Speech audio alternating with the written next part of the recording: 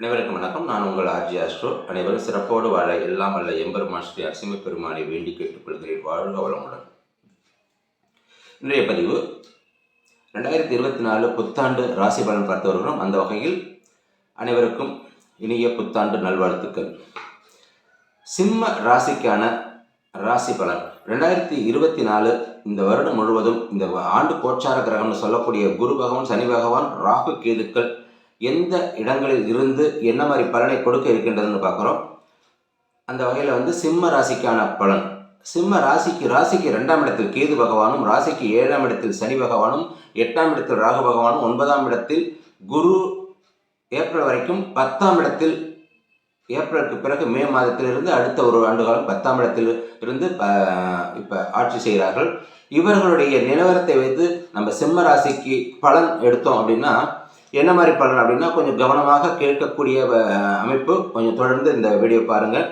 ஏன் அப்படின்னா முக்கியமானது நிறைய விஷயத்தை சிம்ம ராசி தானே அப்படின்னு சொல்லிட்டு நம்ம அசால்ட்டாக இருந்துடக்கூடாது. இந்த வருடம் உங்களுக்கான வருடங்களாக இல்லை. காரணம் என்னவென்றால் 2ஆம் இடத்தில் கேது பகவானுடைய தன்மை என்ன என்றால் பிரிக்கக்கூடியது கேது பகவான், வேண்டாம் என்று சொல்லக்கூடியது கேது பகவான், சில சங்கடத்தை கொடுக்கக்கூடியது. இந்த ராகுவும் கேதுவும் சனியுமே சில சங்கடங்களையும் சில தொந்தரவுகளையும் கொடுக்கக்கூடிய கிரகங்கள்.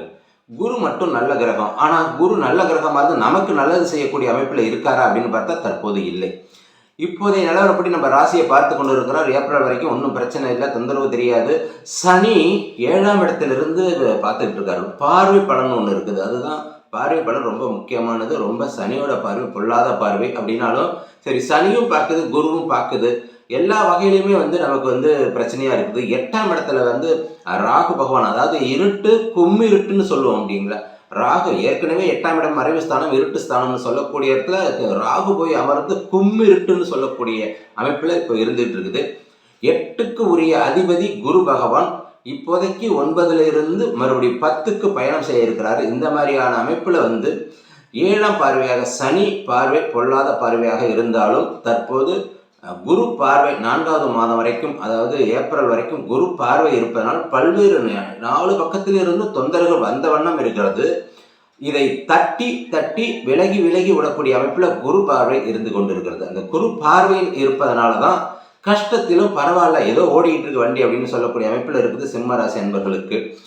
அந்த குரு 10க்கு பயணம் ஆனதுக்கு அப்புறம் கொஞ்சம் சங்கடமாக இருக்கும், ரொம்ப ஒரு இரிட்டேட்டாக இருக்கும். சனி பார்வையிலிருந்து மீள முடியாத சுச்சுவேஷன் இருக்கும். ராகுவும் சப்போர்ட் பண்ண எந்த ஒரு கிரகமும், அருட கிரகங்களான எந்த ஒரு கிரகமும் நமக்கு தற்போதைய நிலவரப்படி சப்போர்ட்டே கிடையாது.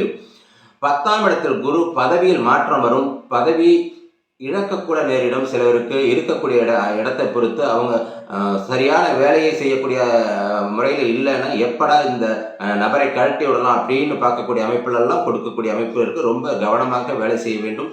ஒரு மாற்றம் ஏற்படுது அப்படின்னா அந்த மாற்றத்தை மீண்டும் தவிர்க்கிறதுக்கு முயற்சி செய்ய வேண்டும். அந்த மாதிரியான அமைப்பில் இருக்கீங்க. 10ல் குரு போனால் பதவி பறிபோகுமா அப்படின்னு கேட்டோம்னா பறிபோகிறதுக்குள்ள மாற்றங்கிற ஒரு விஷயத்தை ஏற்படுத்தி கொடுங்க. ஏன்னா நல்லா தான் ஓடிட்டு இருந்துச்சு, திடீர்னு மாற்றம் இருக்குது, திடீர்னு ஒரு பெரிய அளவில் எனக்கு என்ன செய்கிறதுனே தெரியல, இப்படி சொல்லிவிட்டார் முதலாளி அப்படின்ட்டு சொல்லக்கூடிய அமைப்பில் இருக்கக்கூடிய அமைப்பு. அதனால் கவனமாக இருந்துக்கணுங்க சிம்ம ராசி. நாம் தான் சிம்மமாச்சே, நமக்கு ஒரு கெத்தாக ஓடிட்டு இருந்தோம், ஒரு கௌரவமாக ஓடிட்டு இருந்தோம் அப்படிங்கிற விஷயத்தெல்லாம் தாண்டி சனியினுடைய பார்வையிலிருந்து விலகவே முடியாது. அதனால் கணவன் மனைவி 7ஆம் இடம் கண்டக சனியாக இப்போ இருக்கிறதுனால 7ஆம் இடத்துல இருந்து பார்வை சமசப்த பார்வையாக சந்திரனும் சனியும் பார்த்து கொள்ளும் போது ஒரு புணர்வு ஏற்படுத்துகிறது. அதாவது இந்த விஷயத்தை எதை தொட்டாலும் தடை அப்படின்னு சொல்லுவோம்ல, அந்த மாதிரியான ஒரு அமைப்பில் இருக்கிறதுனால ரொம்ப ரொம்ப கவனமாக இருக்கணும். கணவன் மனைவி ரொம்ப கவனமாக இருக்கணும். வார்த்தைகளை ரொம்ப யோசித்து செய்யக்கூடிய அமைப்பு. நண்பர்களிடம் ரொம்ப கொடுக்கல் வாங்கலாம் இப்போ இருந்தீங்கன்னா கொடுக்கல் வாங்கல் உங்களுக்கு ரொம்ப ரொம்ப பெரிய அளவில் பிரச்சனையை ஏற்படுத்தக்கூடிய அமைப்பில் இருக்குது. அதே நேரம் 2ஆம் இடம் தனம் குடும்பம் வாக்குன்னு சொல்லக்கூடிய 2ஆம் இடத்தில் கேது பகவான் அமர்ந்து 2ஆம் இடத்தில் கேது இருந்தாலே 2ஆம் இடம் என்பது குடும்பம், வாக்கு, தனம் நல்ல விதமாக பேசக்கூடிய அமைப்பில் இருக்குது. கேது பகவான் ஆக்டிவேட் ஆகிட்டார்னா நம்மளை உண்டு இல்லைன்னு பண்ணிவிடுவார். என்ன கேது பகவான் எப்படி ஆக்டிவேட் ஆவார்னா நாம் நிறைய பேசணும் அப்படின்னா ரொம்ப கவனித்து பேசக்கூடிய அமைப்பில் இருக்குது. ஏதாவது இடக்கு மடக்கா பேசி வம்புல மாட்டிக்கக்கூடிய அமைப்பு இருக்குது. ஒரு குடும்பத்தை வந்து மனைவி கிட்ட கூட கணவன்கிட்டையும் மனைவி கிட்ட இந்த மாதிரியான சில விஷயங்கள் எல்லாம் அடக்கி வாசிக்கக்கூடிய அமைப்பில் இருக்குது. பேச்சாலேயே நம்மளை வந்து கவுத்தப்படக்கூடிய அமைப்பில் இருக்குது. நிதானமாக பேச வேண்டும். பேசாமல் இருப்பதே சிறப்பு. பேசி வம்புல மாட்டிக்கிறத பேசாமல் இருப்பதே சிறப்பு. உங்களுடைய கிரகம் இந்த நிலைமையில இருக்குது, நானே வாயை கொடுத்து மாட்டிக்கிட்டேன்னு சொல்லக்கூடிய அமைப்பில் இருக்குது. அதனால பேசாமல் இருப்பதே சிறப்பு. ஏன்னா வாக்குஸ்தானம் சரியில்லை. வாக்கு ஒரு இடத்துக்கு வாக்கு கொடுத்துட்டோம்னா ஏதோ ஒரு கடன் வாங்கியிருக்கோம் போயிருக்கோம் இந்த மாதிரியான இன்னைக்கு தரங்க அப்படின்னு சொன்னால் உங்களால் கொடுக்க முடியாத சூழ்நிலை ஏற்பட்டுப்போம். அதுவே உங்களுக்கு பிரச்சனையாயிடுவோம். ஆஹா இதுதான் பிரச்சனையா இப்படி ஆகிப்போச்சு அப்படிங்கிற மாதிரியான அமைப்பெல்லாம் கொண்டுட்டு வந்து விடும். அந்த அளவில் இந்த வருடம் பூரா உங்களுக்கு இந்த கிரகங்கள் சப்போர்ட் சரியில்லாமல் இருக்குது. ரொம்ப ரொம்ப கவனமாக இருக்கக்கூடிய அமைப்பில் இருக்கீங்க.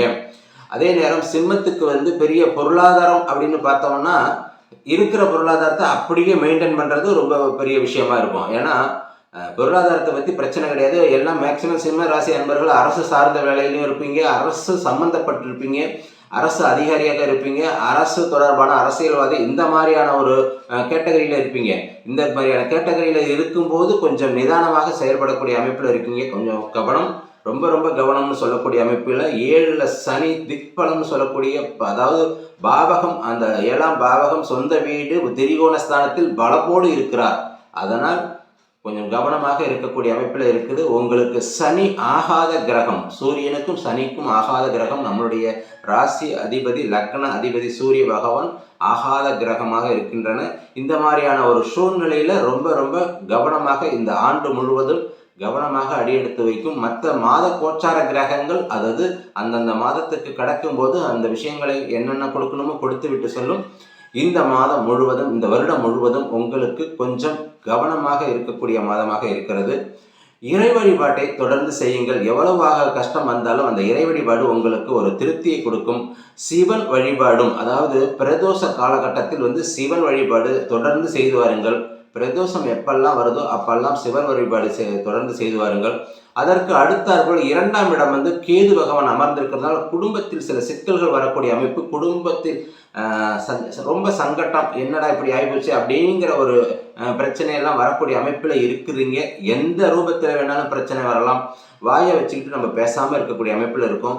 2ஆம் இடத்தை எப்படி ஆக்டிவேட் பண்ணணும், எப்படி டீஆக்டிவேட் பண்ணணும் அப்படின்னா, டீஆக்டிவேட் கேதுவை டீஆக்டிவேட் பண்ணுறதுன்னா பேசாமல் இருக்கணும். பேசிக்கிட்டே இருந்தோம்னா வாக்குஸ்தானம், நம்ம குடும்பத்தில் வந்து பிரச்சனை இல்லாமல் இருக்கணும். ஒரு மனைவி கணவன் ஏதாவது சொன்னால் கூட சரிங்க பார்த்துக்கலாம் அப்படின்னு இந்த ஒரு வருஷம் கிடக்கட்டுங்க அப்படின்னு தள்ளி போடக்கூடிய அமைப்பில் இருக்கணும்.